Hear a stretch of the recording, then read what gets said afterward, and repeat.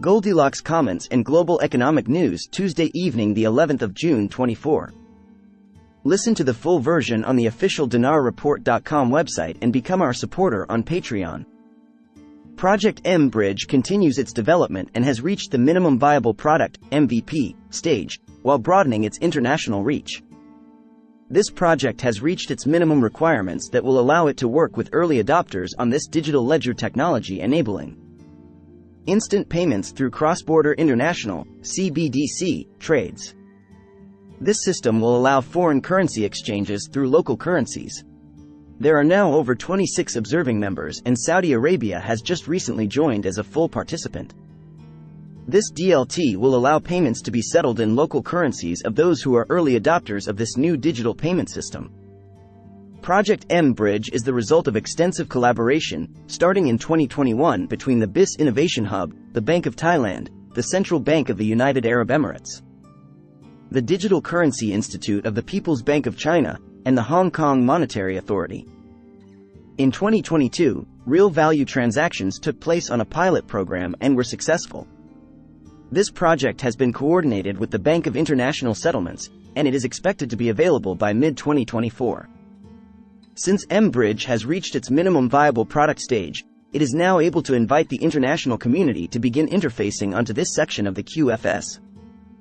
As of June 2024, the observing members to Project M-Bridge include Asian Infrastructure Investment Bank, Bangko Sentral ng Pilipinas, Bank Indonesia, Bank of France, Bank of Israel, Bank of Italy, Bank of Korea, Bank of Namibia, Central Bank of Bahrain, Central Bank of Chile, Central Bank of Egypt, Central Bank of Jordan, Central Bank of Malaysia, Central Bank of Nepal, Central Bank of Norway, Central Bank of the Republic of Turkey, European Central Bank, International Monetary Fund, Magyar Nemzeti Bank, National Bank of Cambodia, National Bank of Georgia, National Bank of Kazakhstan, New York Innovation Center, Federal Reserve Bank of New York, Reserve Bank of Australia, South African Reserve Bank, and World Bank.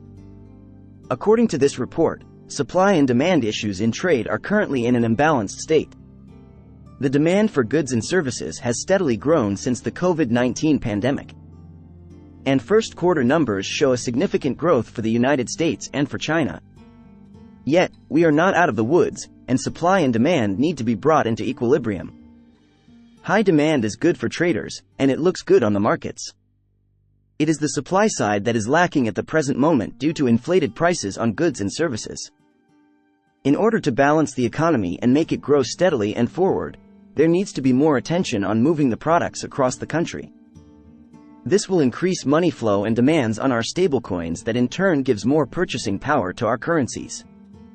Here is where monetary policies come into play. As we move into a tokenized asset and gold token regimen for payment, this will stimulate the process of deflating the economy. A shift in interest rate reduction or remaining steady will give our suppliers liquidity capable of catching up to the demands of companies across the United States and China. We are at a wait-and-see approach on the FOMC meeting. The changes made at this meeting and the next one are critical to the transition of our economy and its moving back into profitable status. Payments giant MasterCard has integrated Deposit Switch and Bill Pay Switch into its open banking platform, in a move that enables consumers to automatically switch their direct deposits and update their recurring bill payments when opening a digital account or when updating information on an existing account. Listen to the full version on the official dinarreport.com website and become our supporter on Patreon. Source: Dinar Recaps.